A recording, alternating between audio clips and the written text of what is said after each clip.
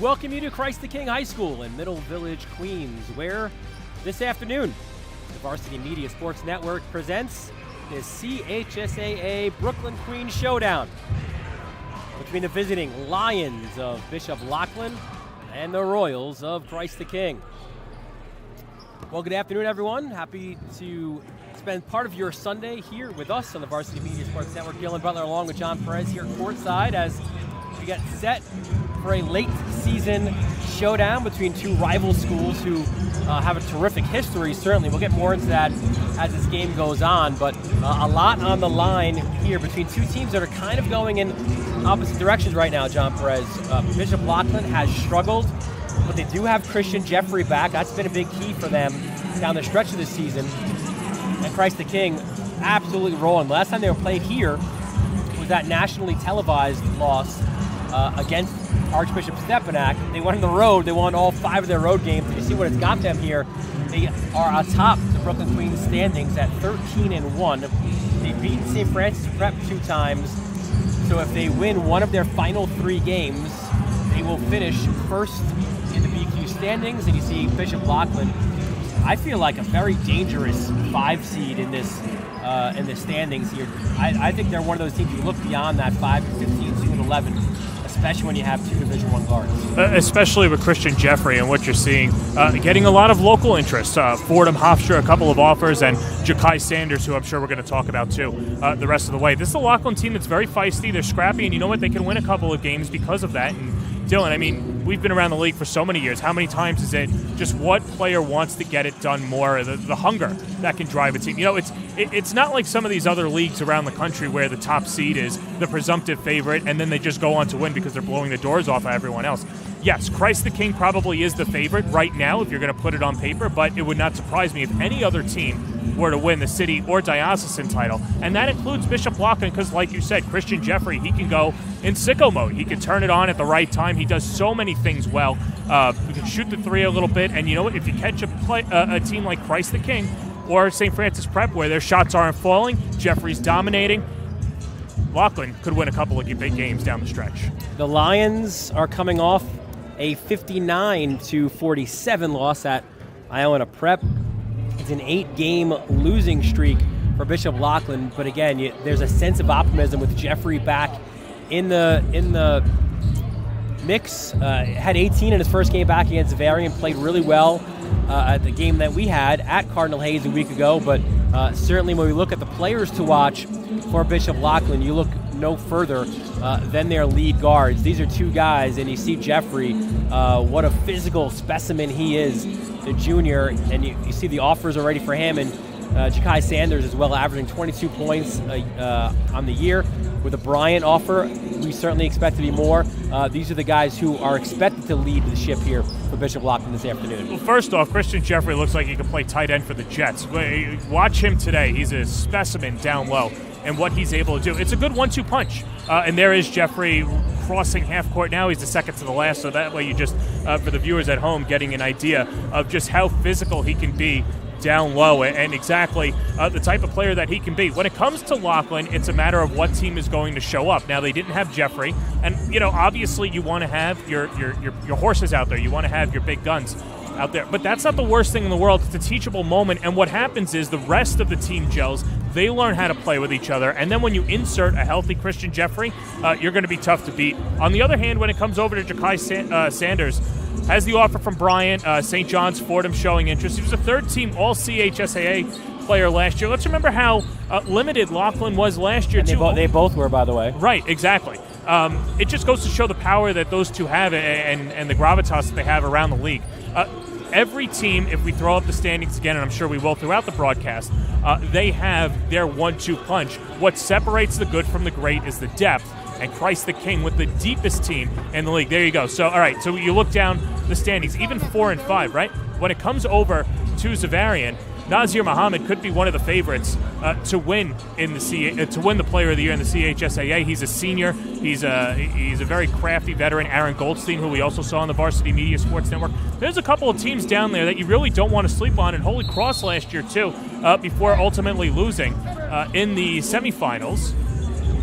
They gave it's escaping me right now. They gave Stepanak a very tough road, and obviously the depth ends up getting it done with. So having said that, you've got two really good players. Now it's their job in the sport of basketball to rise everyone else up and to have them come with them, hop on the back or hop on the coattails and ride the Christian Jeffries, Ja'Kai Sanders train. For Christ the King, they are going in the opposite direction right now. We saw them, of course, Tuesday out at St. Francis Prep. Big win on the road there for the Royals. They're coming off a win at Archbishop Malloy, an 82-45 win on Friday night. And it feels like this is the situation every single game. You look at the high scores and leading scores, and it is so balanced, right? In that game, it was Brandon Gardner with 18 points, 7 rebounds, a couple of blocks. Devin Vanterpool, 17 points, 9 rebounds, 5 assists. Bryce Merchant, who's been shooting lights out of late, 17 points, 4 rebounds. Markel Alston, 10 points, 7 assists, 5 rebounds. Jaden Ramirez, just shy of being another double-digit scorer. Christ the King, when we spoke with Jimmy Lynch, the St. Francis Prep head coach, said, he thinks Christ the King is the favorite. Yes, Stepanak won here, and it was a shorthanded Stepanak team without a Danny Carbuccio. They won here in that ESPN game. Still, though, because of the depth of Christ the King, because they can roll out different lineups, because of their size, they can go 6'7", 6'8", 6'9", because they all make their free throws, right? And all of these factors lead you to believe that, yes, they are, in fact, the team to beat. 100% the team to beat, and even in their loss to Stepanak, too, Christ the King didn't show their complete defensive sets against Boogie Flan and just let them have their way. Other than that, in the games that we've seen right here, even on the Varsity Media Sports Network, they took Cardinal Hayes, the defending champions, to the woodshed and just blew them out in the second half up in the Bronx. A good victory for Christ the King, and led by that man, Devin Vanterpool, who, I'll be honest with you, he's one of my favorite players to watch because of what he's able to do defensively, and he's starting to put it together offensively. When it comes to that Christ the King St. Francis Prep game, it's good for the Royals in terms of tie-breaking and seeding to sweep the Terriers, and I'm sure they'll see them again down the road. Obviously, you've got the diocesan coming up, but yeah, they're just so deep. And you mentioned, and we spoke to head coach Joe Arbitello earlier this year. He said a player like Bryce Merchant will win me a few games this year. He said TJ Oliver, who's going to get significant playing time today, the backup point guard. He's a player that sometimes plays like the number one point guard and could be the starting one guard on any other team in this league. This is probably the deepest team that Arbitello's had in, 5-6 years, and I'm talking about the Jose Alvarado, Raleigh Alkins teams. I can't remember the last time he's had a team that's been this deep, and there's no reason. Now the pressure's just on themselves to actually get it home, and of course, when you're Christ the King, the target's already on your back. When you've got people like you and I saying that they're the favorite, then you just add a little extra pressure there. And the funny thing, too, about everything that you mentioned there, you mentioned earlier about possible all-league and player of the year, and you probably put a Boogie Flan as the favorite right now to be that player of the year when the season end of season awards come out. First team all-league is such a prestigious thing to have, right? You mentioned a few guys, right? Boogie Flan, Naz Muhammad, Ian Jackson. Those are 3 guys probably you could lock in there. I will bet you a couple of slices of Rose's Pizza, you will not see one Christ the King player on that first team because of that depth, because they're kind of all interchangeable parts, because they all kind of average between 8 and 10 points a game. That it's the true definition of a team. I will say, I will take that bet any day of the week, and I will always take Rose's and or Carlos Pizza. Caruana family, reach out. I haven't heard from you guys in a while. Anyway, when it comes to Christ the King, I'm going to call hogwash on that, and the only reason I'm going to say that is because when you've got a player like Brandon Williams or Brandon Gardner, Brandon Gardner and Brandon Williams, they're 2 guys that could be first-team caliber. Take out the stats. They deserve to be in there. But you're right. Christ the King will probably litter the second and third teams. It wouldn't surprise me if Devin Vanterpool's on the second team. I think they get 4 guys in the second team, if not 5. I mean, they could, yeah, exactly. You look at a guy like Dwayne Pierce, too, the Iowa State commit. That's a guy that just shows out every single game. And there's I'm running out of steam, Dylan, I apologize. There's Devin Vanterpool right there. I mean, he's probably the best defensive player in the league as well. There's no reason to say that he can't be. Well, to that point, let's show you the players to watch for Christ the King. And on cue, Vanderpool, one of those guys. Look, for me, I think the most underrated, most under-recruited player maybe in this league. Naz Muhammad has a good argument at Zavarian as well, but for all the different things that he does, shooting the basketball, diving on the court for loose balls, rebounding, defending, he'll always get the other team's best player. Vanderpool is having a fantastic end of his senior year. And Pong Quinfong, good to see Pong back in the roster again. 7.9 points per game.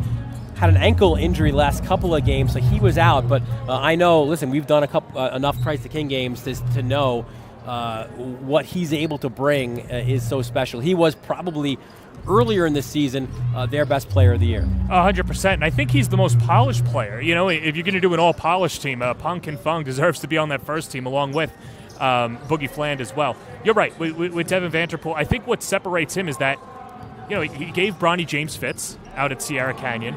He shut down Ian Jackson, you know, which is no easy task. The future North Carolina Tar Heel, and then when it comes Darren to Harris going to Duke from Paul VI, he held him to 4 points. Right, exactly. I mean, Dylan, you don't have to sell me on Devin Vanderpool. I'm buying all the stock. I love his game, but no, when it comes to Quinfong too, he's got a good touch.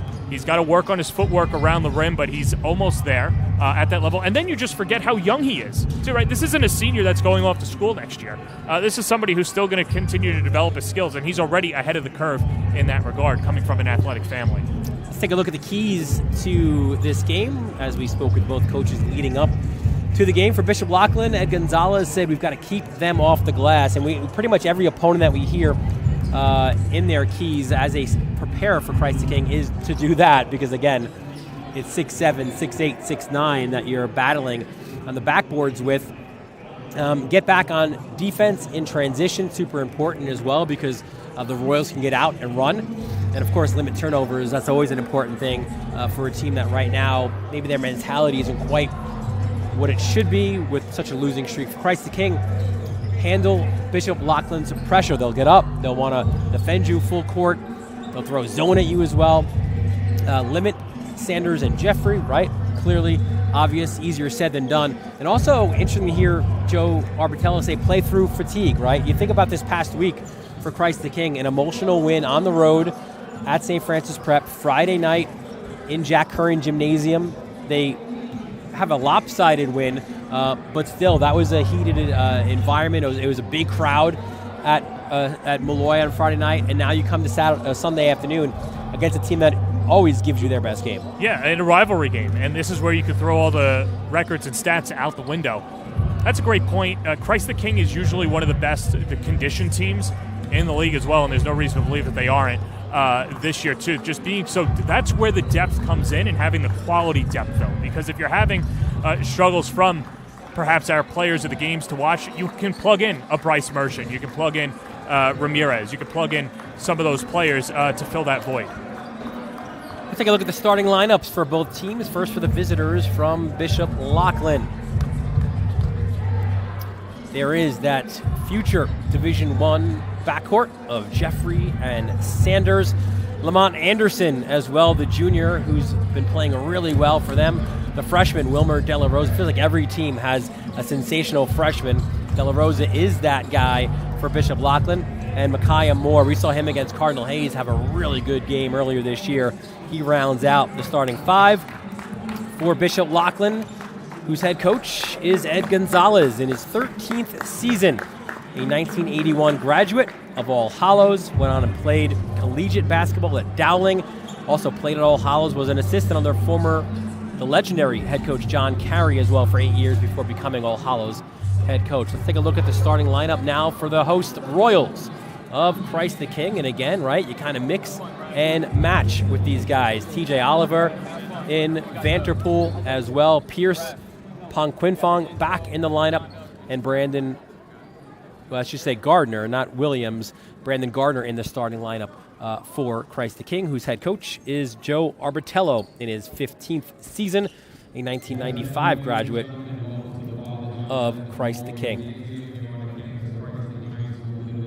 Let's take a quick break, and we'll have the opening tip-off of this showdown between Bishop Loughlin, Christ the King, BQ basketball right here on the Varsity Media Sports Network. You're watching the Varsity Media Sports Network, the home for New York high school sports. Maspeth Federal Savings is here through it all. The ins and outs, the ups and downs. Through the winters, the summers, and even the spring of leaks. Know that Maspeth has your back. From luxury sheets to balance sheets to dancing under the stars, your mission is our mission. And when our community calls, we proudly step forward. So whether you need it now or planning for tomorrow, through all the twists and all the turns, you can always find us right here in your neighborhood.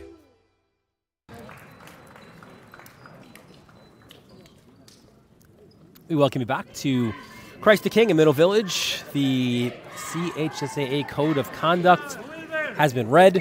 You see there on your screen the coaches and players from both teams shaking hands. Second matchup this year between these two teams. Interesting, right? The first game, you go back to December 9th. That was in Fort Greene, and it came right after Christ the King went to London, right? They played 2 games, and then it was just before going out to California to play Sierra Canyon. Never easy to play in Brooklyn, ever, right? At Bishop Loughlin, you go up those 4 flights of stairs to their gym, trying to find parking in Fort Greene, right? But a 63-55 win for Christ the King on that day. Dwayne Pierce, 14 points and 6 rebounds. Devin Vanterpool, 13 points, 6 rebounds, and 4 steals.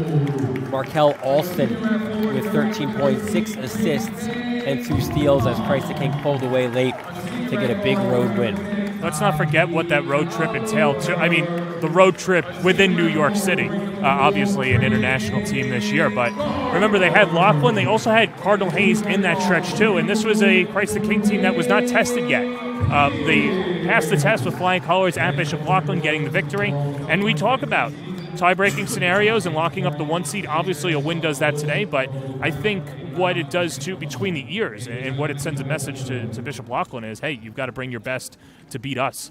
And if Christ the King can sweep the season series, it'll go a long way towards these two teams' psyche going into the postseason. At the time, we spoke to Joe Arbitello about that 2-2 start, right, for his team, and he said when he looked at the schedule, thought we could easily have been 0-4 at the start, right? The Nike Elite teams in London, at Sierra Canyon, in the middle of that, you go to Loughlin. He said, I don't care if you've got LeBron James and a Chris Paul. That's a tough place to win a basketball game. So he said he was happy to be 2-2. And then obviously we saw what they did at Cardinal Hayes, really opening a lot of eyes, beating the defending champions on the Grand Concourse the way that they did, which kind of gave Christ the King that early sort of je ne sais quoi. Target in being the team to beat. Yeah, 100%. That was the big statement right there, and that's where you and I start to think, okay, let's look at that top 4 of Christ the King, Hayes, Stepanak, and St. Francis Prep. That's what we were prognosticating in the beginning of the year, and Christ the King at that point leaping forward. Has not changed still, I think, right? Top I agree. 4. Yep. But there are teams, as a Varian, who can upset that top 4 fairly easily. Loughlin ball off of that tip that went to the scorer's table. I've been so impressed by the verticality of Brandon Gardner, the future Johnny, wearing number 4 in white. Keep an eye on him today. He's going to get the responsibility down low and being the center for Christ the King today. Jumper by Jeffries off the mark. Vanterpool gets the rebound and looks to push. Here's Dwayne Pierce. What was it, about 2 weeks ago? Committed right here to Iowa State. Gardner up top, Vanterpool, ball fake. Drives, puts the head down, inside, short. Gardner the rebound, pump fake, too hard, and Jeffrey comes away with the ball. Bishop Loughlin has to get off to a good start feeling themselves, get everybody involved to go against a vaunted Christ the King lineup. 3-point attempt off the mark, and it's Pierce who comes away with the rebounds. with Pierce announcing on national TV for 15 minutes, had they just asked us, we would have obliged. Just saying. I agree. Pierce, hands off. Vanterpool, open 3. Good. He's really found his stroke over the last few weeks, and he's been putting in extra time at the gym. Obviously has a good pedigree, a good background, and a good athletic background as well.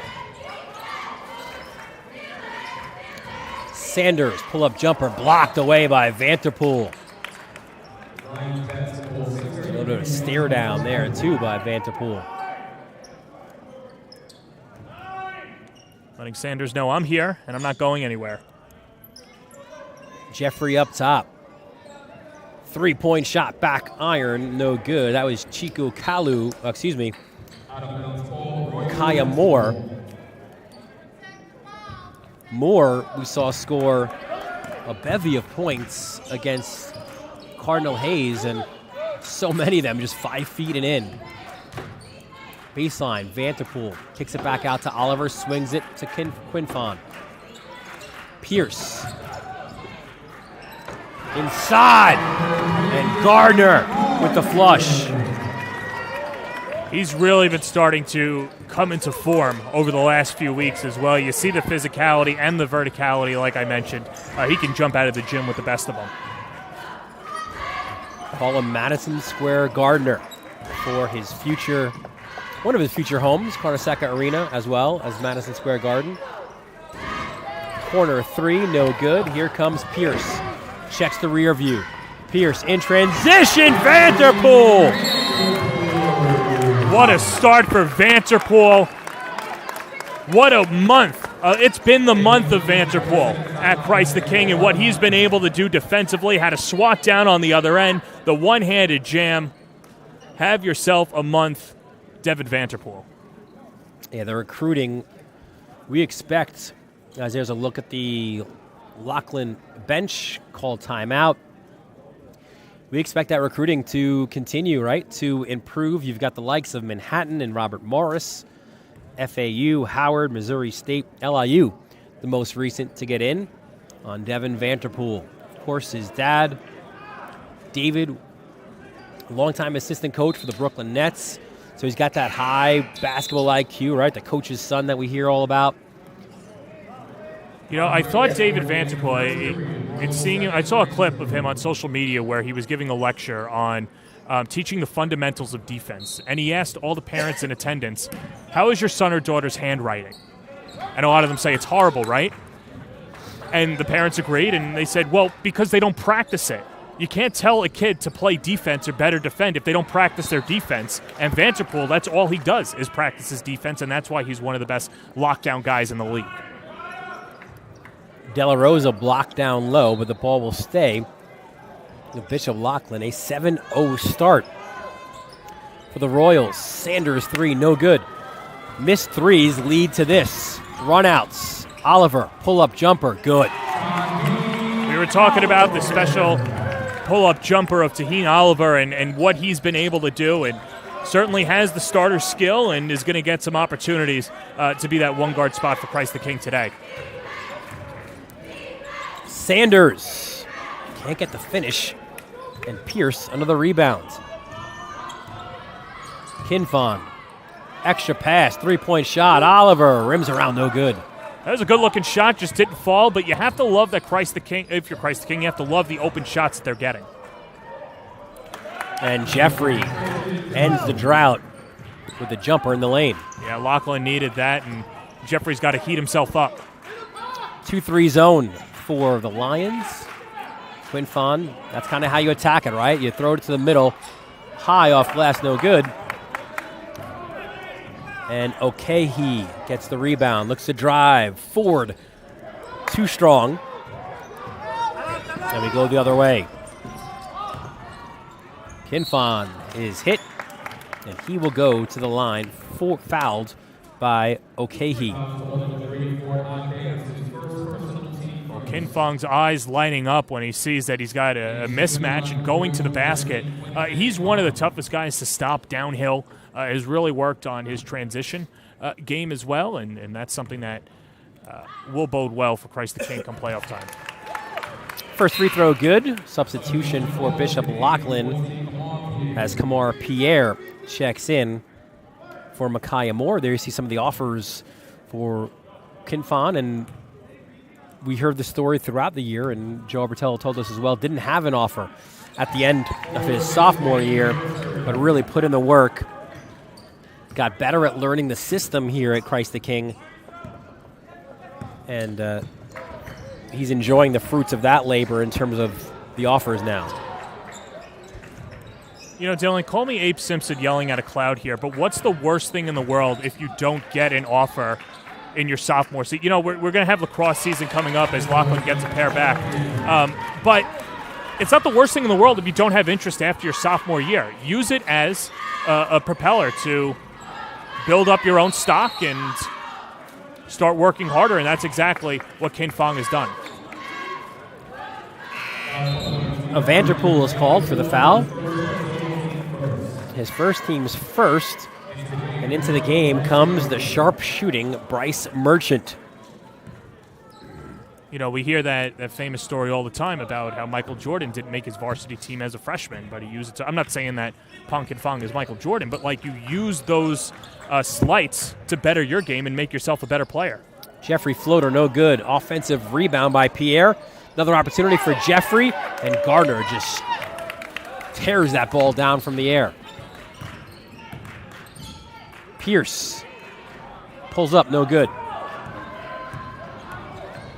Sanders switches hands. He's fouled on his way up. That's what he could do so well, going up and down the floor. Sanders really adding a couple more tools over the summer to his arsenal. Yeah, that kind of prototypical, you know, in the gym, 6 a.m. guy. Loughlin's had a few of those guys over the last couple years. Nobody stands out more than Marquise Noel, who's obviously now at Kent State. But, you know, Ed Gonzalez, sometimes you have to lock your own guys out of the gym, or at least keep the chains on so they don't get in. But you would rather have that on your roster than having to force your guys to come to practice day in and day out. Sanders missed both, and that was an issue at Cardinal Hayes a week ago. 10 missed free throws in that game, and loomed large for the Lions. De La Rosa. And he'll be called for the charge. Lower the shoulder.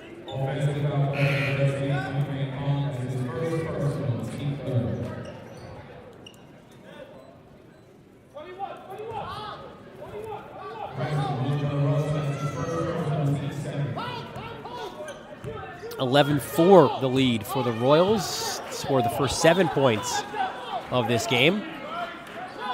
There's Vanderpool. You can see Loughlin switching up their defenses, right? You're going to have to. You have to throw everything in the kitchen sink at Christ the King. Vanderpool in and out. Quinfon the rebounds. No foul is called. It'll go the other way. Sanders to Jeffrey. Both third-team All-CHSA a year ago. Kickball on Pierce, so we'll keep it right here.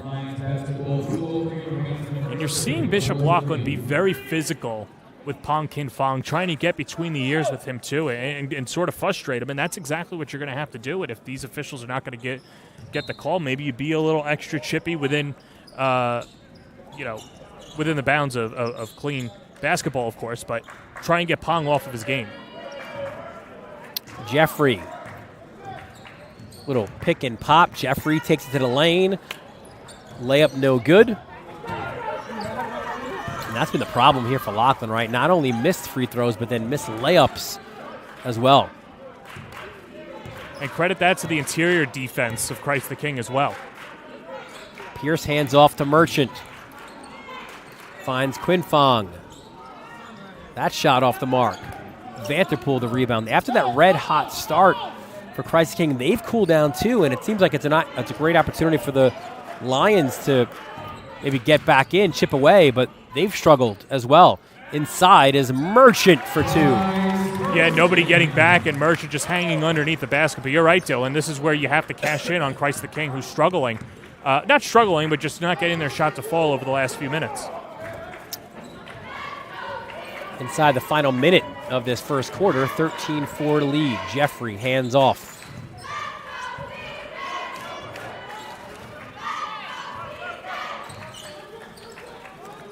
Switches it. There's Sanders. Dribble penetration. Can't get the shot to fall. Lost his sneaker as well. We go the other way. Merchant 1-on-3.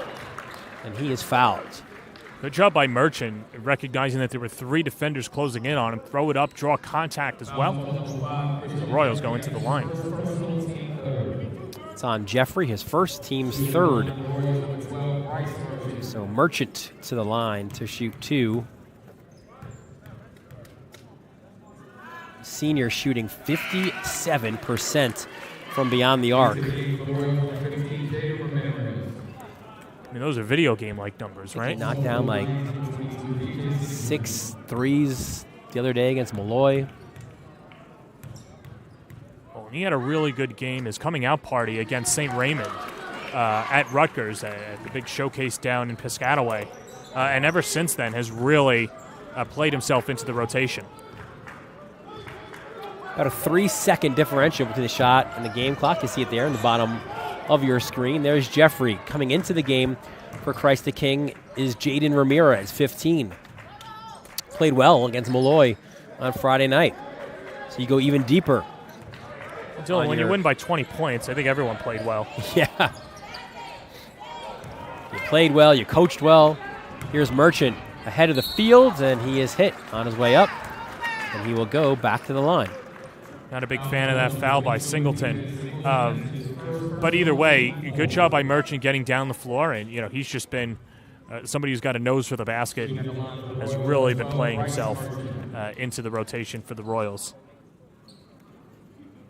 Yeah, you know better than most that the history here at Christ the King. And Arbitello in his 15 years, he always has that senior, right? Like that guy who maybe isn't the flashiest or has the most amount of offers, but that great high school basketball senior who will win you some games. And that's who you said Bryce Merchant is for him this year.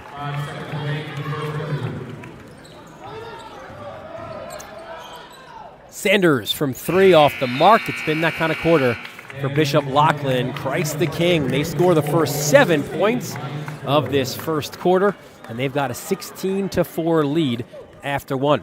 You're watching this CHSAA Brooklyn Queens Showdown presented by Maspeth Federal Savings Bank on the Varsity Media Sports Network.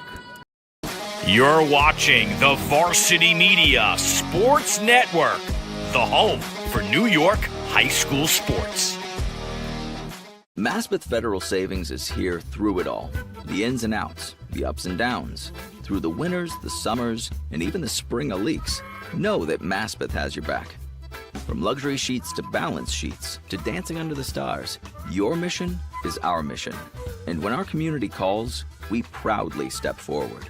So whether you need it now or planning for tomorrow, through all the twists and all the turns, you can always find us right here in your neighborhood. Welcome back to Christ the King High School. Dylan Butler, John Perez with you for the start of the second quarter. A first quarter dominated by the Royals, scored the first 7 points, and they've got a 14-point lead going into the second frame. Yeah, good job by Christ the King pounding the rock, making their presence felt inside. Evan Vanterpool hit a 3, but defensively just locking down. Didn't really see a lot of Jeffrey or Sanders in the first quarter, playing right to the scout report for Christ the King. Yeah, Jeffrey had 2 of his team's points. Sanders off the scoreboard. Merchant. Swing it. Here's Ramirez. Pulls up. Foul line. Front rim no good.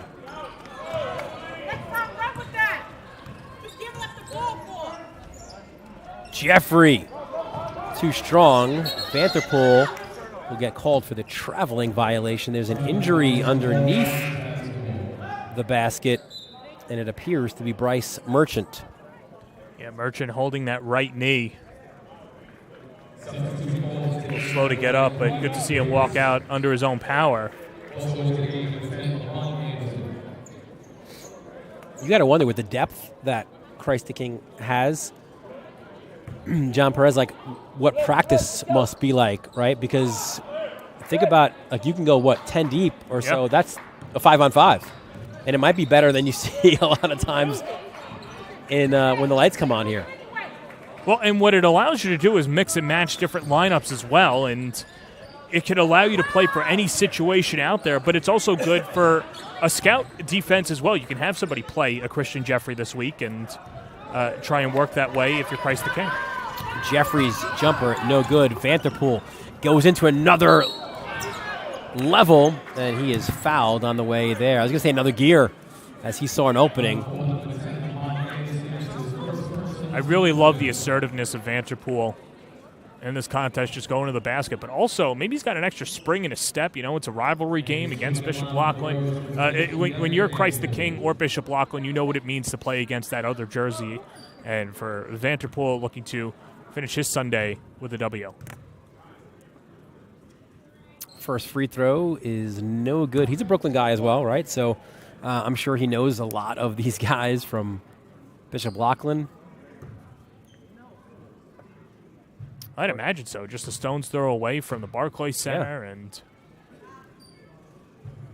second free throw is good, so 1 of 2 for Vanterpool. Tell you what, that's a long commute every day, but Christ the King in the past, we've seen many different players travel from far and wide to attend school here. Vanterpool called for the foul. Yeah, I mean, even on this team, right, you see a Dwayne Pierce, right, from originally Amityville, Farmingdale, moved, now I think travels from New Jersey to get here.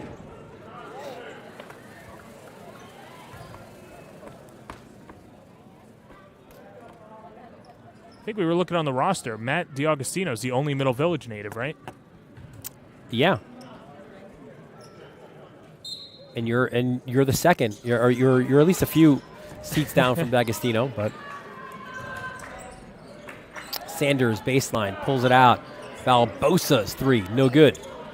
Ramirez the rebound. On my best basketball day, I was never as good as Matt D'Agostino. You were a poor man's Matt D'Agostino. Yeah. Shots struggling for both teams. Second chance opportunity for Brandon Gardner. And if you're a St. John's fan out there, you have to be happy with what you're seeing out of Gardner and what he's been doing on the interior. Ooh, backdoor cut. And even that shot doesn't fall for Micaiah Moore, but the Lions off the tip will get the ball back. Yeah, and that was Gardner down there getting back. You know, he scores the basket, gets all the way back on the other end, makes the deflection, doing a good job on both ends of the floor for the Royals. I think if you're a St. John's fan, you're like, can he come now, maybe? Yeah. Some struggles, of course, for Mike Anderson's team. And bring Kin Fong, too. Yeah. Yes. And Devin Vanterpool. Or maybe just the first team All-CHA this year. That would be nice. Left-handed layup, no good. Gardner quickly taps his chest and say, my bad on that. Moore, another putback opportunity, no good. And a timeout of 30 will be called by Christ the King, as it has been a tough shooting day for the visitors from Brooklyn. Good timeout there taken by Pierce. That's a veteran move. Just kind of slowing it down and keeping his team with possession. And Christ the King, even though they're up 15, don't want to take your foot off the gas or give Bishop Loughlin any hope in this half. And for Loughlin, you take that timeout, you kind of calm yourself down. This is where you want to see a snowball effect and just start to reach back at bucket by bucket and start to chip away at this 15-point lead. Both of these coaches among the winningest active CHA coaches. You see Arbitello and Lodes. What a race for 300 between Lodes and Arbitello, both coming in to their coaching careers 15 years ago. You see Ed Gonzalez first with All Hallows, then with Bishop Loughlin. 258 wins in his 18 seasons. It just goes to show how tough it is to win in this conference, but also how long it takes and, quite frankly, not how many games they play this year, too. A big accomplishment, 300 coming up for both Joes, Arbitello and Lodes. Tom Frere at the very top of that at 470. You'll get a chance to see him closely. Mount St. Michael and Cardinal Hayes on Tuesday afternoon. There's Pierce. Tough bucket in the lane. That's to the hard way for Dwayne Pierce. And a little flex afterwards, too. Already made his commitment to Iowa State, and future Cyclone making his future team pretty happy with his aggressiveness on the baseline. Sanders, Lions need something. And generally the rule of thumb, right, is you go to the basket and maybe get to the foul line, but it's been a struggle there as well. Moore, put back? No. Second chance, yes. And Loughlin was just missing shots. I mean, Christ the King not fouling them, doing a good job there. But, like you said, Dylan, look for Bishop Loughlin to continue to attack the paint. I think we got a turnover here.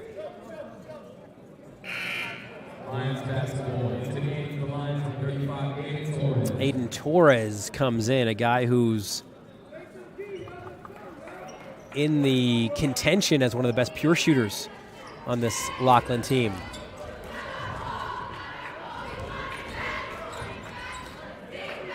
Moore steps out, rims around and out. It's been that kind of a day, man. Ramirez. Oliver pulls up, back rim, no good. Jeffrey to go the other way. Sanders for three. Knocked it down from Fort Greene. A good job setting his feet, canning the triple, and maybe this is what gets Bishop Loughlin going. 21-9, so back-to-back buckets for the Lions. Ramirez, nice cut, in and out. Kinfon gets the rebound, second chance opportunity, no good. How about a third?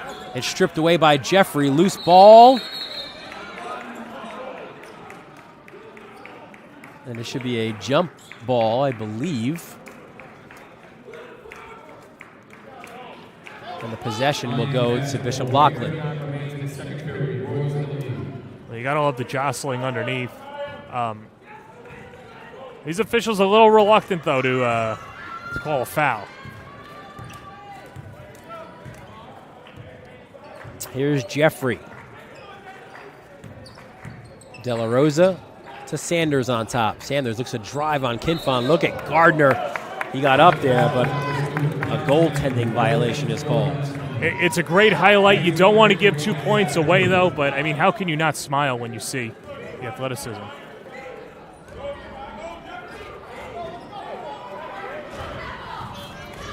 Ramirez. That shot almost fell down, and Moore's going to get called for the foul. His first, the team's sixth. So CK1 foul away from being in the single bonus. Kinfon spins baseline. Oh, switched hands. What a tough bucket inside. That's one of the things that he does pretty well is switching hands going up to the cup, and that's what the best basketball players do, right? They can get it done with both arms. Sanders forced one there. It'll be CK ball in again. Loughlin will apply the full court pressure. Yeah, surprised he didn't go earlier with the press and trying to get into this big Christ the King lead. Ramirez up top. Pierce takes a look back, gets the call from his bench. Guarded by Sanders. Tried to get it to Oliver, picked off by Ja'Kai Sanders. De La Rosa thought about it, and then he's pulled down from behind by Gardner, but Gardner, he's got that wingspan, so he's able to grab the ball, so it's a jump ball, and it'll be Christ the King ball. I don't even think he left his feet, Gardner. I think Ed Gonzalez, the Loughlin coach, looking for a foul there.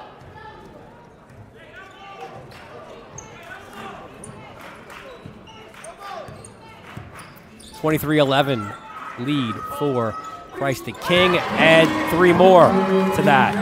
Quinfon knocks it down from three. Don't let him get hot. a very good pure shooter, and if you give him space, he'll knock it down. He's got 7. Baseline floater is good. Sanders has been carrying his team to this point. 7 for him.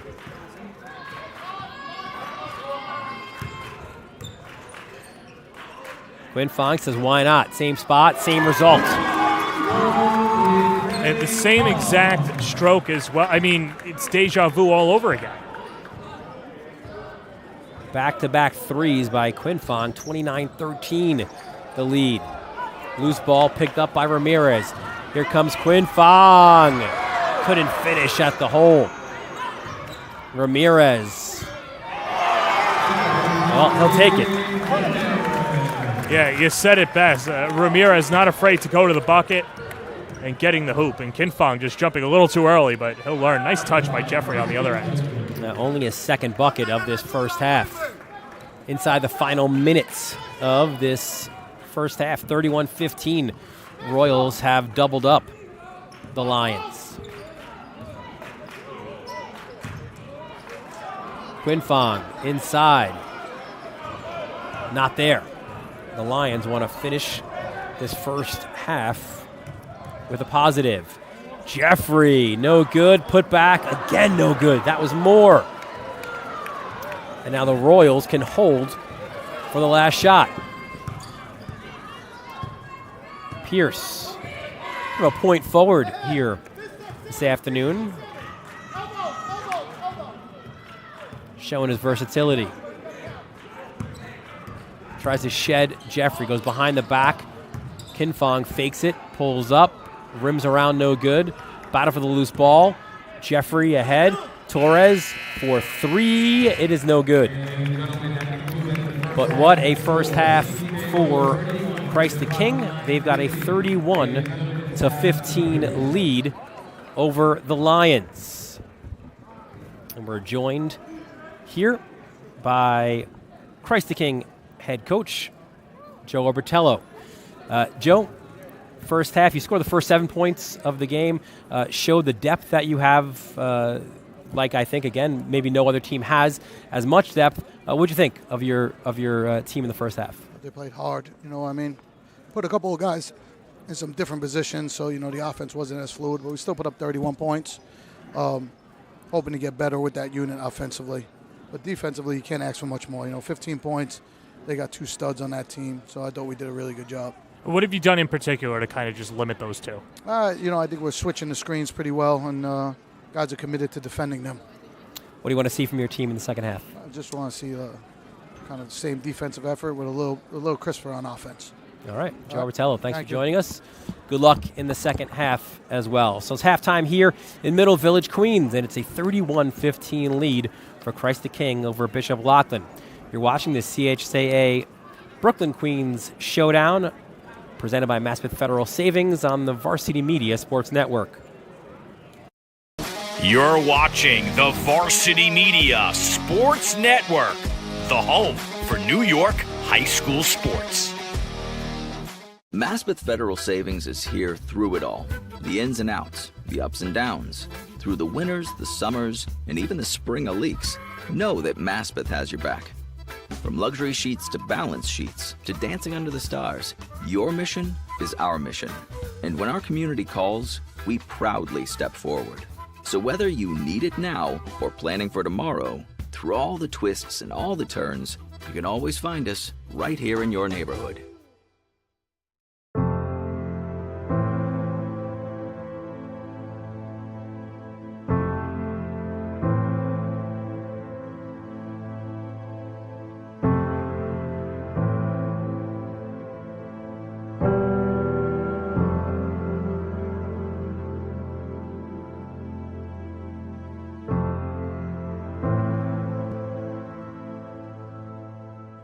Hi, I'm Gene Sterator, CBS Rules Analyst and longtime sports official.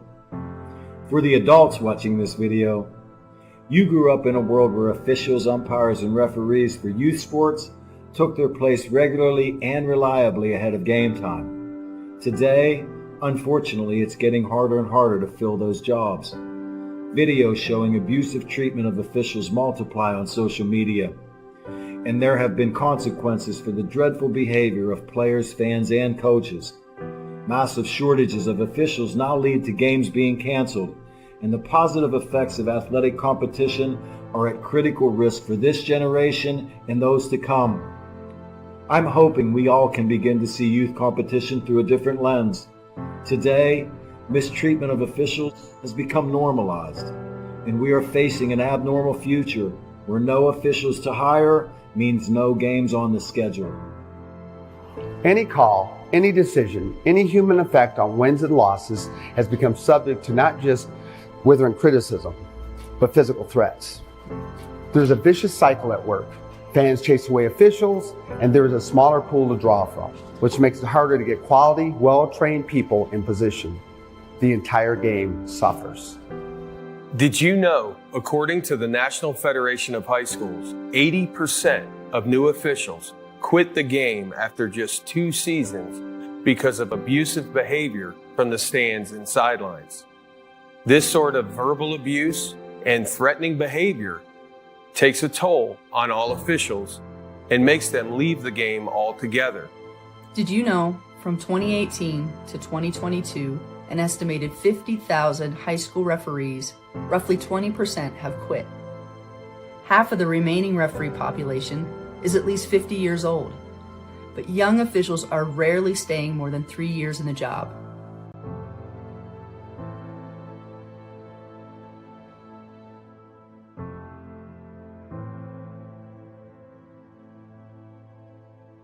If the number of officials working contests in all sports doesn't begin to increase, there won't be enough officials to work the games. That means schedules will get cut, teams or even sports might get canceled. In many states, this is already happening. Remember that officials are invested in what they do. Many officials have regular, full-time jobs, and they're sacrificing time away from their families. Try to demonstrate empathy, put yourself in their position. Think how you would feel about getting yelled at throughout your workday. Yelling and arguing with officials sends the wrong message to young players. According to Play by the Rules sports advocacy, it teaches them that it's not okay to make a mistake. They can blame others for their actions. They can disrespect authority figures, and it's okay to be rude and selfish. You know, officials enforce rules, keep competitions fair, and make player safety a priority, allowing youth sports to be a valuable arena for growth. If we can all just work together and be more empathetic to not just the officials, but everyone else in youth and high school sports, we can then preserve what many of us have embraced about athletics. And you and I know the benefits of sports, right? Let's spread that gratitude and be proud of what we can build and not blind to how it's being torn down. Calling officials cheaters or corrupt, it's not a game. Insulting referees, it's not a game. Threatening officials, it's not a game. Berating young umpires, learning the ropes, it's not a game. Violent language in the stands, it's not a game. Verbal abuse from the sideline, it's not a game. Screaming at a referee in the parking lot, it's not a game. So what happens now? Your response in the heat of the moment is the only thing you totally control, and we have an experiment for you to try. Simply stated, just cheer for your child or the team you're there to support. Move that desire to lash out to a different place and encourage without rage. Your child's sporting memory should be about how you helped inspire and not about how you caused embarrassment.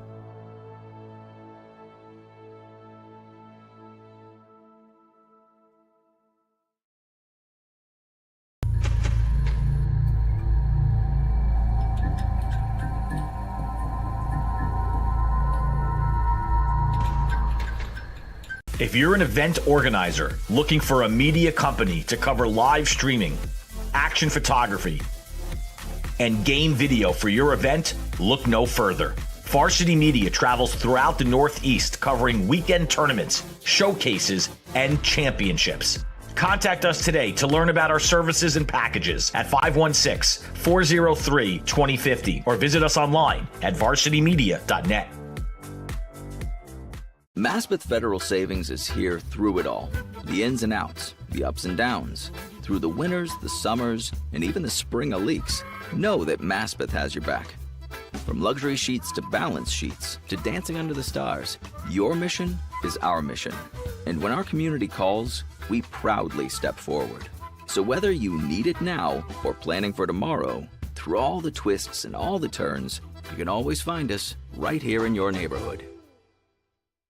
For the best action shots and the best angles, look no further than Varsity Media. Our experienced photographers capture your athletes' best moments right from field level. Plus, we offer great keepsakes like bobbleheads, posters, plaques, and prints. For more information about Varsity Media's photography services, contact us at 516-403-2050 or visit us online at varsitymedia.net.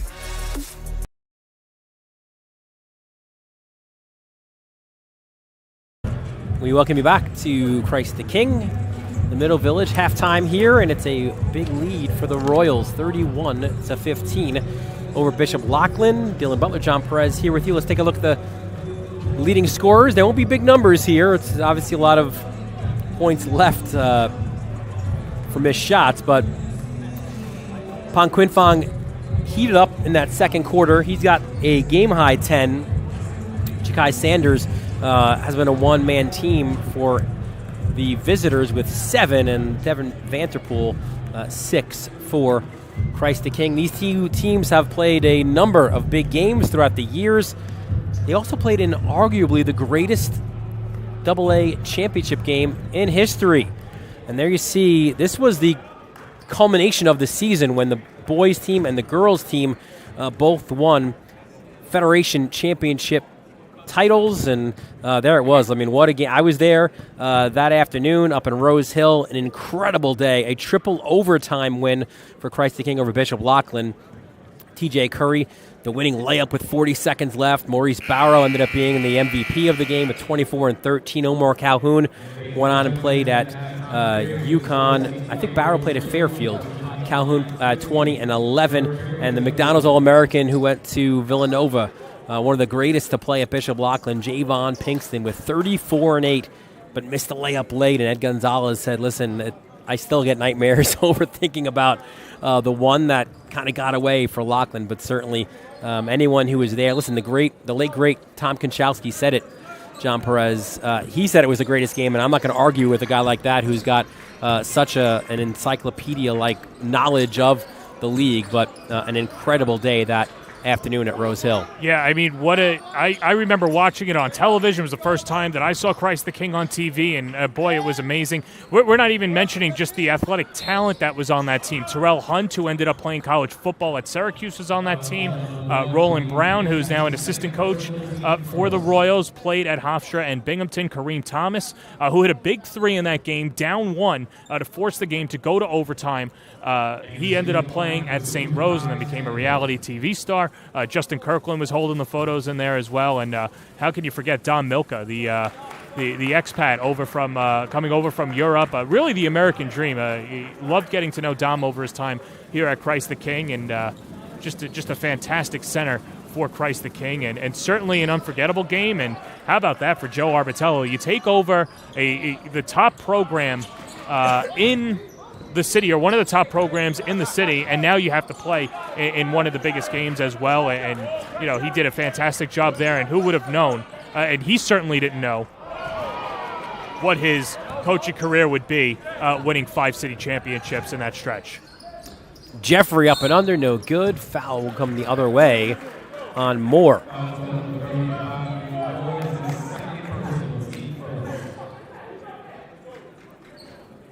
But yeah, an incredible game that one was, and triple overtime win. And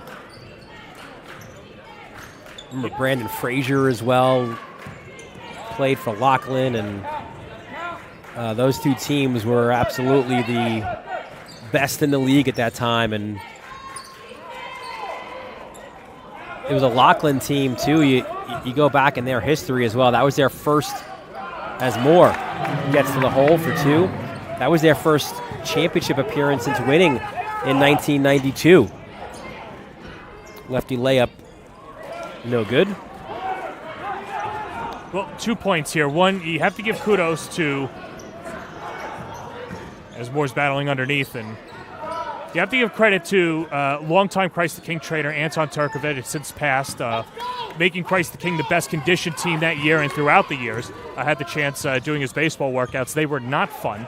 That's number one. And number two, you have to think, too, and Ed Gonzalez talked about it, had Christ the King not been the team that they were, perhaps Loughlin is in that spot winning a couple of city championships. Vanterpool from his hip. No good. Sanders on the leak out. No good there either. Gonzalez wants the foul. It's not called. Pierce. Contact on that side, and that's where a foul will be called. It's actually on Pierce for a charge. So it'll be his third.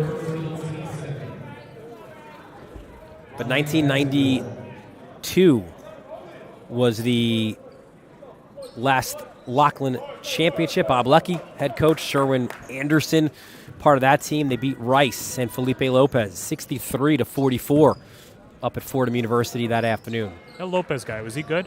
I think he had himself a decent career. On the cover of Sports Illustrated before he even stepped onto the campus at St. John's.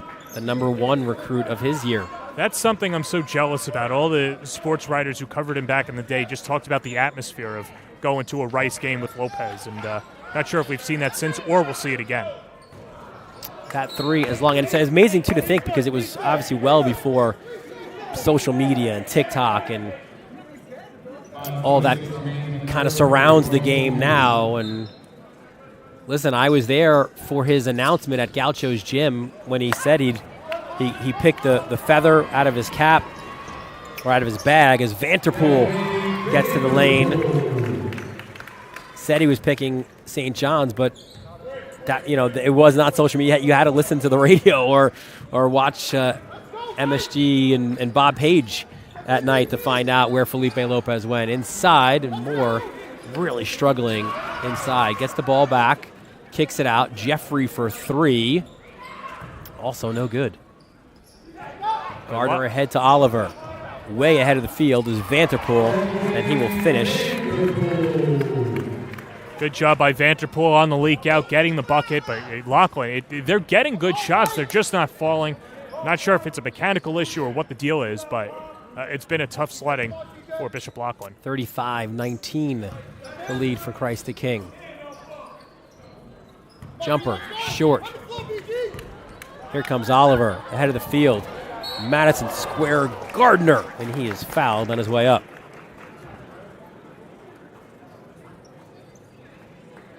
Just someone that could get down the floor so well, and he's been playing inspired basketball over the last few weeks as well. And you know what?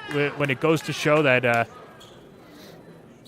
in the biggest spots, the brightest players come to shine, and that's exactly what Gardner's been doing. Gardner knocks down his first. Like a Felipe Lopez will play on the corner of Union Turnpike and Utopia Parkway for the Johnnies. Second free throw, no good. But unfortunately, no Dantes for him. That was the staple, right? Coach Carnesecca's favorite place to go ended up being the team meal for everybody. I think they can go to Cuista's Trattoria, though. That'll work. You like the Cuista's over Regina's?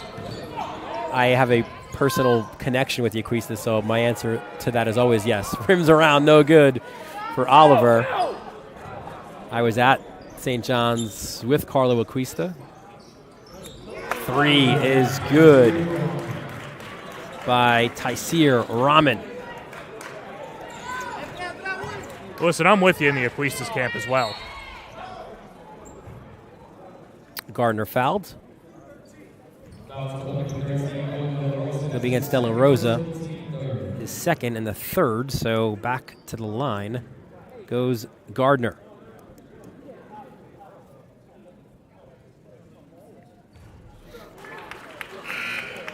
He'll follow guys like Carl Beckett, Jason Williams with a Y, Jason Williams, to go to St. John's, of course.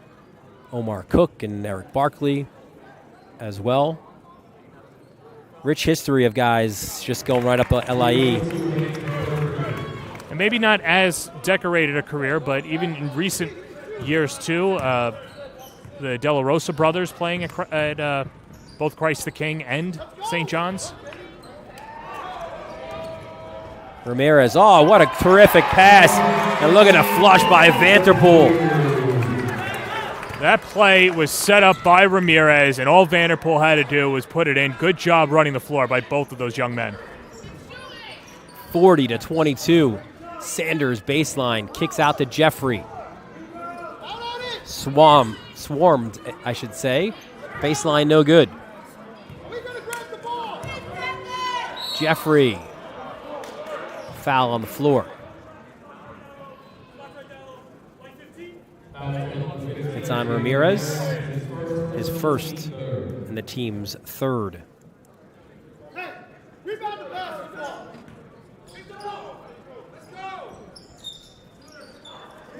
Jeffrey looking for options underneath, and he'll get called for the violation. Jeffrey looking at the bench too, saying nobody's open. That's where you wish somebody would have stepped up and taken a timeout and try and inbound the ball, but like we said, just a tough day for Loughlin. It's been a tough season for the Lions, and Ed Gonzalez has said it, and he kind of mirrors the old mantra of John Carey, the longtime All Hallows coach, right, about playing 24 scrimmages, and it's all about getting prepared for the postseason, and that's what he said as well. He told us the same ahead of their game at Cardinal Hayes, and the same is true here today. It's about the 24 scrimmages that you play to get ready for the postseason. Nice fake by Rahman, and he buries it. Yeah, he's a guy that comes off the bench, can light up, a very good shooter, two-sport athlete as well, a soccer player for the Lions. Gardner, Vanderpool, both missed. Jump ball is called, and the ball will stay with the Royals. Second lob we've seen towards Gardner that he's not able to flush down, and you want a little better feet there, but get a couple alley-oops, get the juices flowing for Christ the King. Well, Gardner will get to go back to the foul line. Foul on Jeffrey. His second, the team's fourth.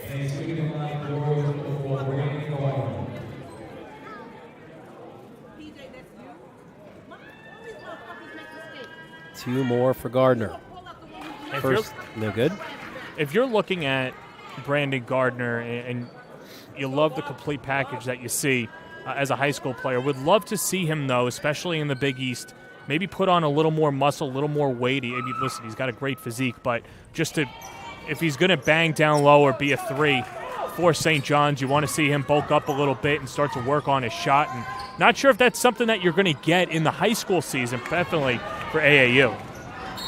Vanderpool, Jeffrey is like, I'm not having you let another slam here. He's fouled on his way to the basket. His third, and the team's fifth, so it's a parade to the foul line right now for the Royals.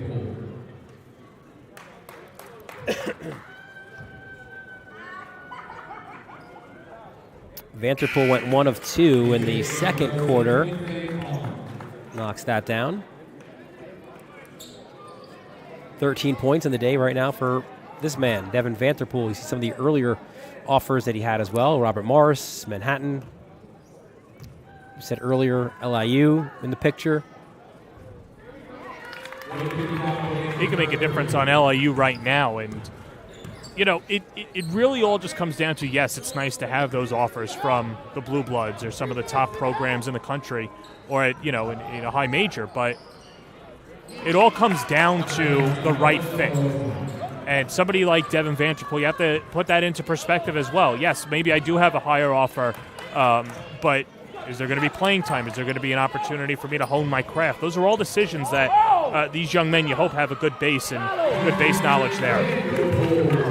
Vanderpool, an easy layup inside off the Oliver feed. Jeffrey uses that strength inside, and he will score. Built like a Mack truck going downhill. Very tough to stop, but he's had his struggles today for the Lions. Yeah, just 6 points. It's a guy, too, who averages 15 and 8.5 points per game. It's been limited for him as well. Again, missed so much of the season with injury. So in many ways, he's only, 3 or 4 games in. It's like the start of a season for him. Right. As TJ Oliver knocks down the jumper. And it's so easy from the outside to say, well, you're getting Christian Jeffrey back, you'll be fine. No, he's got to develop his legs under him, get back in basketball shape, and work its way back into the offense as well. Rahman making that same move that he did, and he'll go and shoot 3, fouled by Oliver.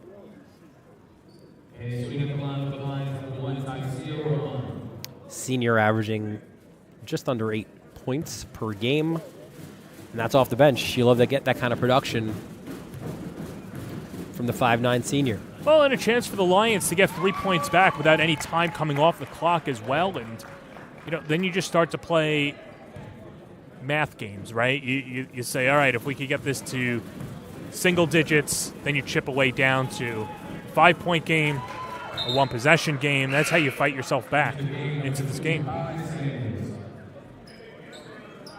Sanders back in the game. Math games are my least favorite games to play. Well, it's not fun. Have you used algebra yet? Like in my life? Yeah.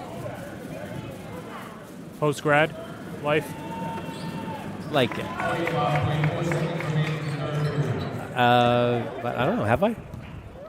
I don't know. I'm not with you every day. Like I have to add and subtract and. Well, listen, for the kids that are in school, stay in school. Obviously, get your studies in order. Like I'm not saying that, but Oliver trying to shake the close D of Rahman inside the final 30 seconds of this third quarter. Oliver fouled by De La Rosa. That looks like it was all ball. I'm sure if we could get another look at that. But either way, Christ the King just continues to go inside and draw the fouls. And here's Oliver to shoot 2.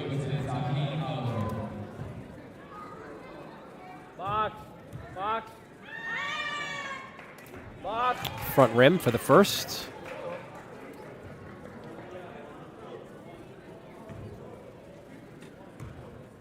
They called Okehi for the foul. Second is good.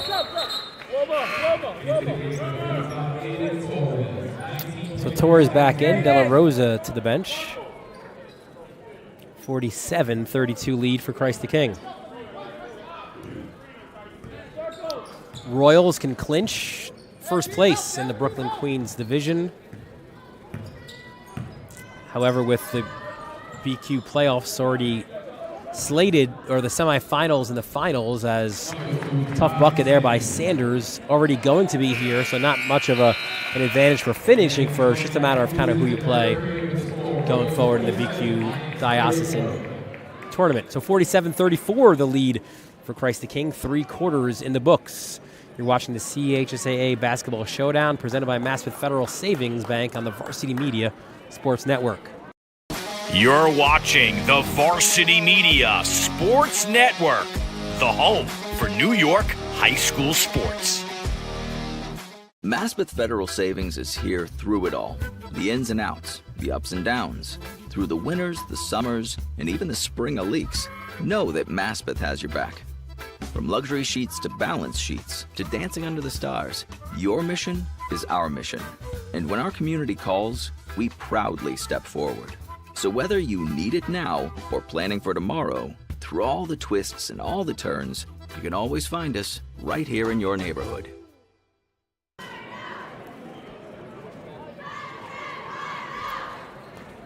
Welcome back to Christ the King in Middle Village, Queens. Dylan Butler, John Perez here with you on the Varsity Media Sports Network. It's been a busy stretch for us at Varsity Media, and that continues as well this week, where we head up to the Grand Concourse. You'll be on the air for that Mount St. Michael Cardinal Hayes game on Tuesday afternoon, and then a rivalry renewed, St. Raymond's and Cardinal Hayes on Friday night. That should always be fun.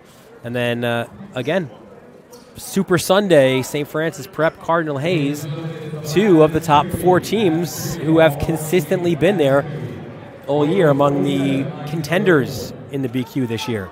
And I'll tell you what, that's a big game for St. Francis Prep, because you get swept by Christ the King, but you beat Stepinac, even though they're undermanned, and now you've got a chance to beat Cardinal Hayes. And if you were to tell me at the beginning of the year, or tell Jimmy Lynch at the beginning of the year, you're going to win against 3 of those 4 teams, obviously he would have wanted to split Christ the King.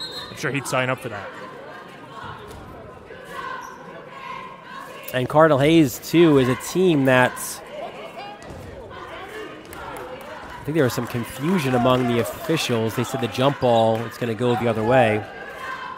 But Cardinal Hayes is a team that they've had their struggles early in the year. Of course, their brutal non-league schedule, but they're rounding into form now, man. They're that dangerous team. If you were saying that they were out of contention, I think you'd be sorely mistaken, as we are in February heading to March. Nobody's ever out of contention. Quinn Fong. Triple for him. He's got 13. That's his third 3, too, and first time hitting a shot from the wing this afternoon. Pierce. I thought he was going to pull up and knock down another 3. Quinn Fong. Goes inside. Gardner. It's almost like just a drop in the bucket for Gardner. It's so easy for him. 9 for Gardner. Sanders into the teeth of the Christ the King defense, and he'll go to the line. You know, it's an 18-point game, but still a lot of things to learn for Christ the King, particularly who's going to fill in that point guard spot. You know, Jaden Ramirez has been getting a lot of playing time. We've seen Dwayne Pierce handle the rock as well. Devin Vanterpool got the assignment early on. Arbitello mixing and matching, and it's good to know, because you've got to be ready for all types of situation come playoff time, whether a player's in foul trouble, hopefully not an injury problem, but those pop up as well. So you could still learn a lot about your team, even though it's been a one-sided afternoon. Sanders, who averages 22 points a game, he's now got 13.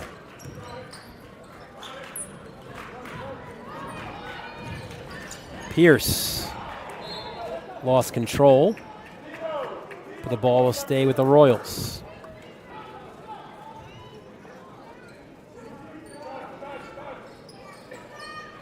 Pierce underneath. Tried to get it to Gardner. Deflected off of Moore. Vanterpool will try now to inbound.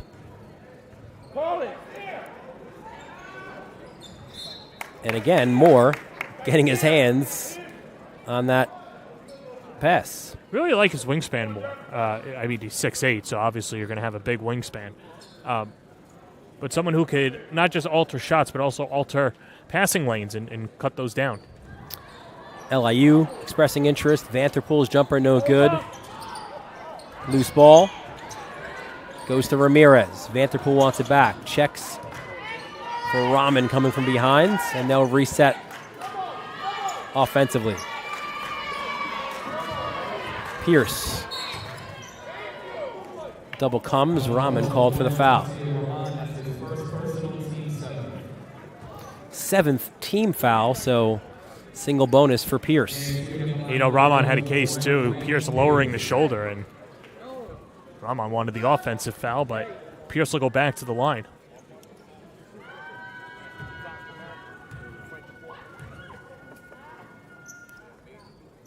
Knocks down the first.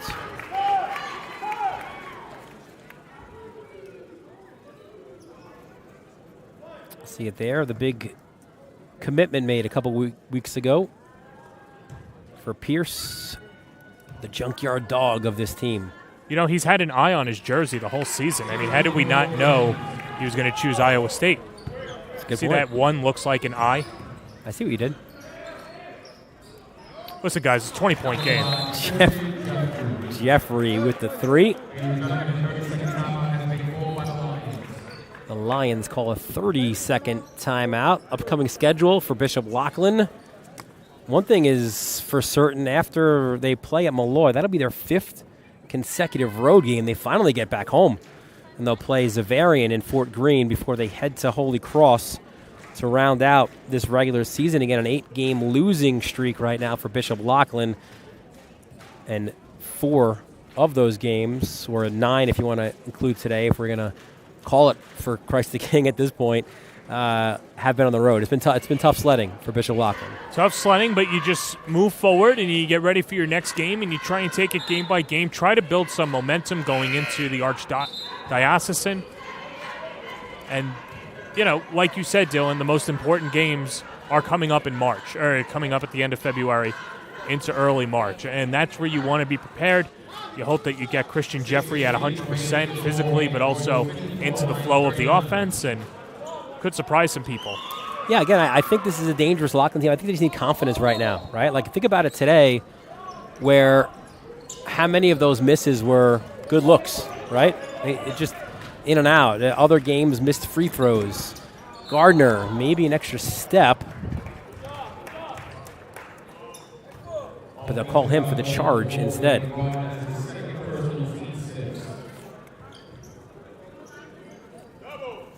Yeah, listen, every team is dangerous. Bishop Loughlin, no exception. And Zavarian, a team you've got to keep an eye out for. Well, they're a fun team. They're a 3-headed monster with Muhammad Cologne. What an acrobatic move by Sanders getting the bucket. But, you've got Muhammad, you've got Goldstein, you've got Cologne Lewis. 3 really good players that if they're all clicking on the same day, they can win some games. That was nearly off the shot clock.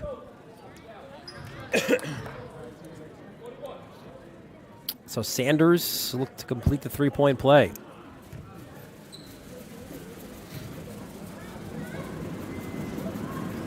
He does.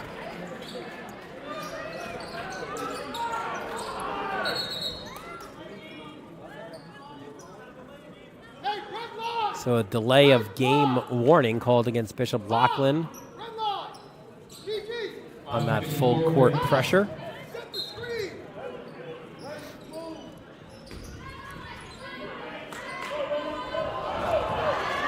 Rahman trying to draw something there on Oliver. Pierce inside to Quinfong. Turns, spins, baseline. No good. Sanders goes the other way. Jeffrey for 3. Off the side rim, Jeffrey. And he'll be fouled.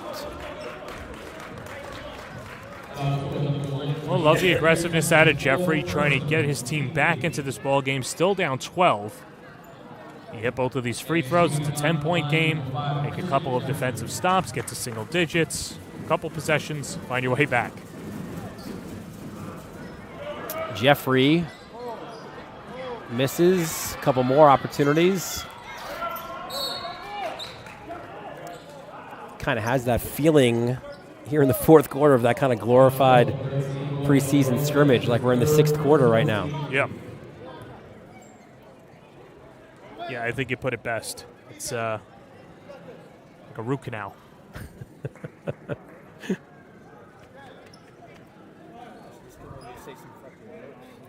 As Christ the King goes back to the line, this will be Vanderpool.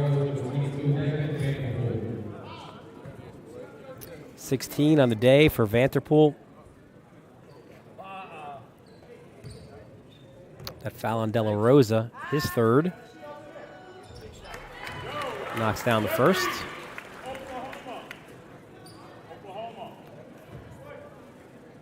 Devin Vanderpool, John Perez has kind of been that guy who always seems to find the post-game interview with us. Well, here's my question to you then. If you're Devin Vanderpool and you continue to be the leader on this team and continue to lead them in scoring categories or have a really good finish to the regular season, why can't he find himself on a first team? Like, the argument for Christ the King is just that they're going to take votes away from each other and they'll be littered all over the second team. I don't think that's right. I think you could put a first-teamer on on there. It would actually be a disservice if you don't have a Royal on the first team. Now, you could go with different options, but there should at least be one. And Pierce called for the foul, his 5th. Also, one thing, I'm sorry, go ahead, Dylan. No, I was going to say he just fouls out, 4 points on the day. And another thing, too, that, we heard from some writers and how the league is traditionally voted in the past and that they'll give the nod to a senior. I mean, how do you not give it to Boogie Flan this year? Ramen 3, no good. Ramirez, the rebounds, and he is fouled. Think about it. You get Nazir Muhammad, who's averaging 25 points a game, probably the most underrated player. Boogie Flan leading victories at Cardinal Hayes, right here at Christ the King, really picking up the slack, had a good game against St. Francis Prep as well. He has stepped up in the big games every single step of the way. Well, I said he's going to be the player of the year. Yeah, no, I'm with that. I mean, but there are people out there that say, well, it should go to a senior. That's not right. Tobe Awaka won it a year ago. He was a senior, but he was the unquestioned leader and the best player for that team. Gardner with his 4th now.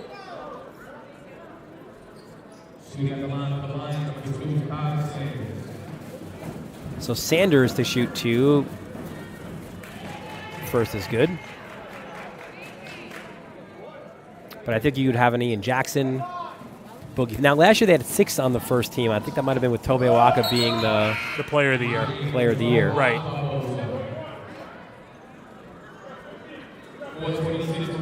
His name escapes me right now, but the kid from St. Peter's has been really good. A transfer from Curtis. I'm not sure if he'd necessarily get first team. But, I mean, you go through it, right? Like, you got Boogie Flans, Ian Jackson, I think Pasquarelli from St. Francis Prep deserves that. Okay. Are you listing names, or is that your team? Because Pasquarelli, you could certainly make the argument for, and we're having a conversation, putting a team together.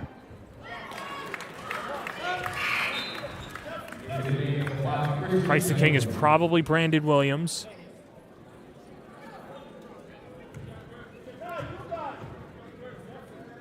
Right? I'm trying to think. Nazir Muhammad. Yes. 2 for Oliver. Gardner likely out for the last time.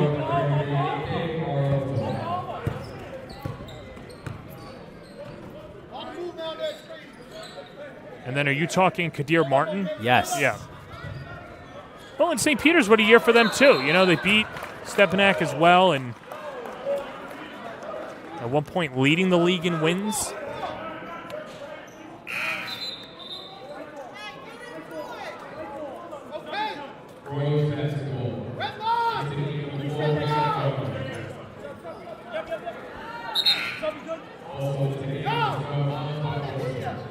.408 left. I mean, it's actually sneaky close, right? Like, we thought it has the feel of like a 30-point game, but in actuality, it's an 11-point game. You got to foul every possession now. Lucky us. Otherwise, Gonzalez telling his guys no foul. Right. Vanterpool doesn't finish. And there is a foul on Ramirez.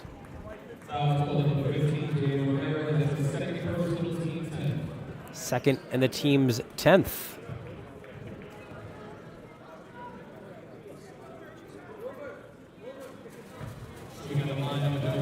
De La Rosa to the line. Well, and this is how Loughlin can get themselves back into the game. We talked about those 10 missed free throws a couple games ago. Start to make them up, continue to attack the basket and salt this game, or not salt this game away, try and dig into this Royals advantage. 1 of 2 for De La Rosa. Loose ball. Sanders!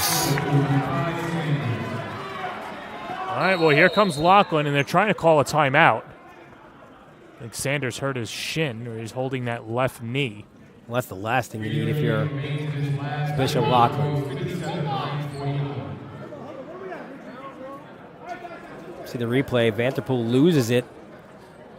Sanders goes at Vanderpool, scores. He might have landed awkwardly on that, and that's... he is limping off.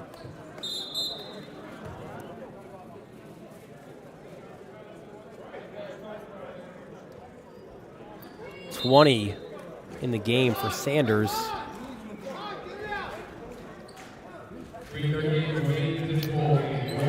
So still a lot of time. 3:38. Well, and if you're Loughlin, that's got to be in the scouting report too, right? Muck it up a little bit. Not make it easy for Christ the King and make your free throws. Ramirez. They've done a better job of that this afternoon, that is for sure. And now maybe some belief for these Lions. Vanderpool off the screen. The lob to Gardner. Third time we've seen that not work. Gardner can't get the putback. Neither can Vanderpool. And here comes Loughlin. Took the words right out of my mouth, Dylan. Yeah, 3 times now as De La Rosa gets stripped. And fouled, I believe, or no? No foul.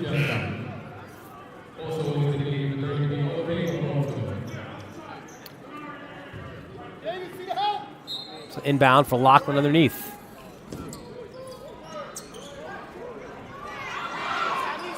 Jeffrey gets it in. And gets it back. Wants a screen, Moore comes out to set it.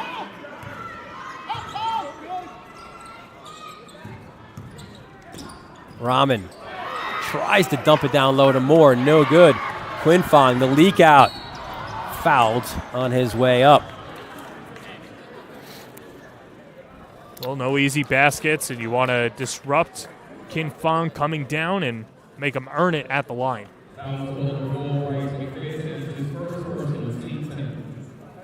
So the 10th team foul. So both teams shooting 2 going forward. Quinfong's first no good. 13 on the game for Quinfong. Good to see Sanders back in.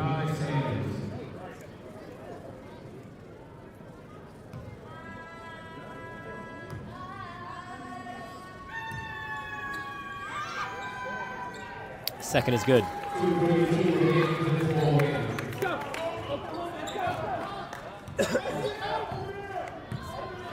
Well, Loughlin's had some positive trips down the end. Their last few trips and starting to get a semblance of offense, but also draw those fouls. Rahman, he could shoot it from 3. Back rim, no good. Oh, offensive foul is called. Yeah, that's the Jason Kidd, Reggie Miller, throw the leg out there. Let's see if we get another look on that because he got some separation, did Rahman, but not sure. Here, we'll take another look. I don't know. I think Rahman's an athlete. I don't think he's that good at sticking the leg out there. The dark arts? Yeah.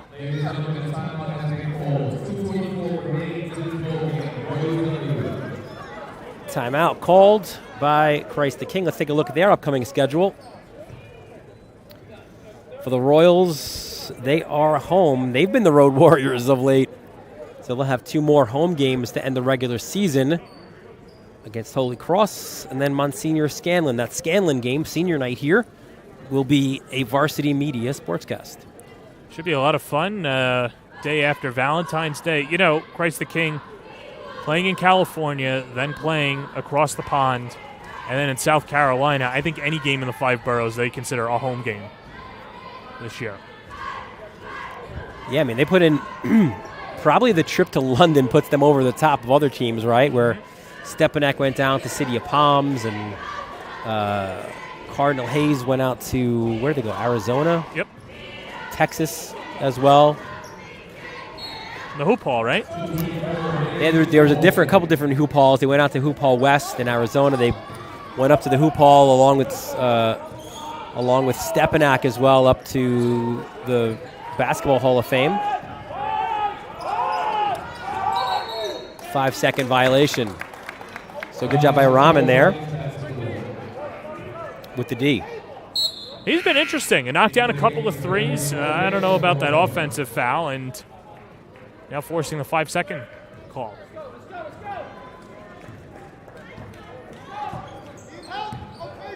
Here comes Sanders. Kicks it down low. Moore pops it out to Jeffrey. Wants the screen. Jeffrey to Sanders. Off the rim, no good. And when you slice away your deficit and you get this deep in the game, Vanterpool swings it. Corner three, no good. Back to Ramirez. Vanterpool, and you can reset now that shot clock off the miss. There's Vanterpool, but those misses, timeout called by Christ the King, become even larger.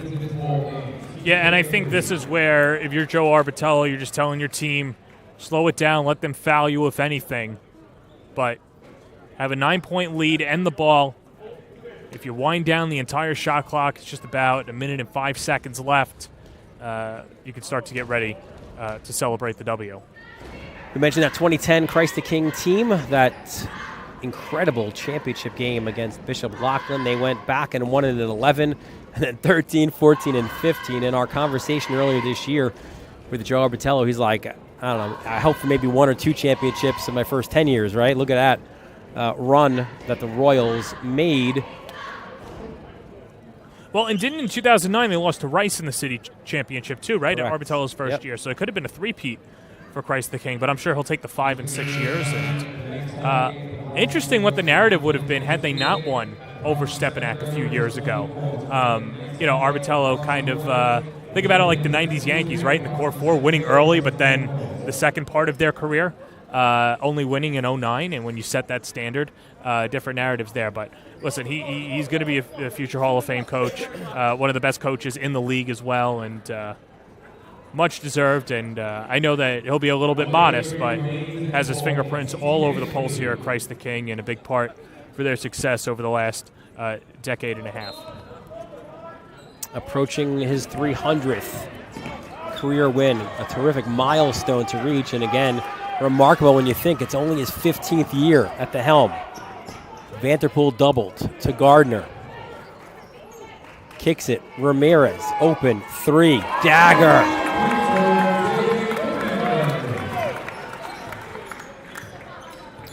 Five points for Jaden Ramirez. 61-49 is the lead for Christ the King, and you just feel like that one maybe was the one that put this out of reach. Vanterpool will push off the miss. Ramirez lost control of it, but it'll stay with the Royals.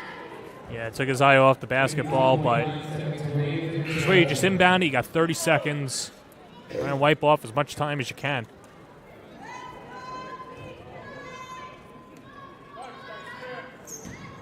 Royals.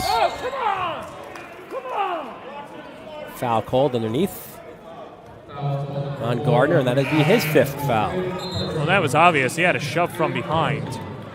As Gardner fouls out, it's not exactly what you want if you're Christ the King. You just want to inbound the ball and get this game over with.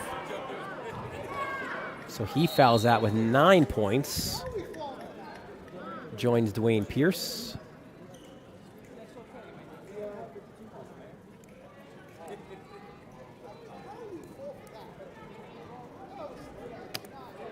Joe Arbitello not happy with that call.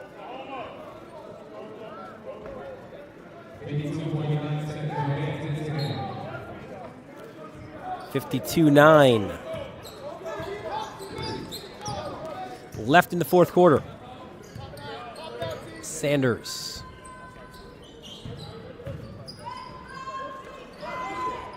Jumper short. Jeffrey. The bucket timeout by Bishop Loughlin.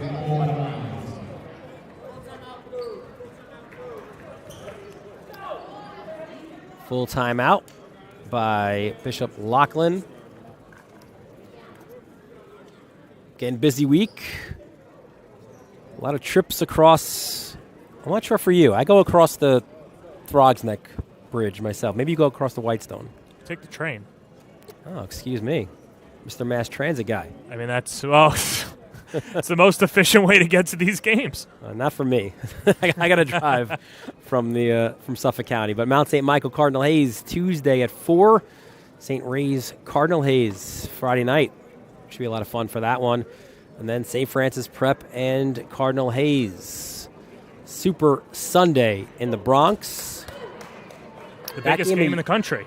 That game a year ago played at St. Francis Prep, and the Terriers had the win over Hayes, and then Hayes got revenge in the semifinals before going on to beat Stepanak to win the intersectional championship. Well, and Lodes was reflecting on it. He said that Cardinal Hayes needed that loss to kind of reset themselves, get back into what made them so successful. And I know coaches don't like to lose games, but they love to coach, and if there's a way that they could throw a lesson in there or two, they'll take it. And ultimately, it worked out for Cardinal Hayes. Vanderpool loses it. Sanders, the takeaway. To the hole, no good. Quinfong battles for the ball, but he'll be called for traveling, for having fell onto the floor with the ball. It's the game that will never end. 23.9 seconds left. Shot clocks are off. Moore. Count it.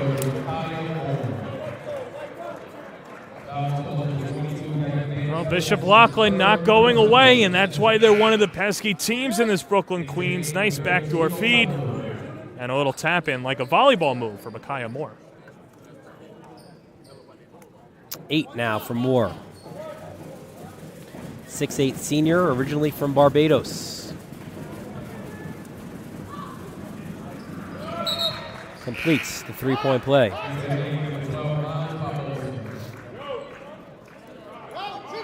Lamont Anderson back in for Bishop Loughlin. 61-54. Quinfong to Oliver. To Vanderpool, fouled by Jeffrey. And that will be his 5th.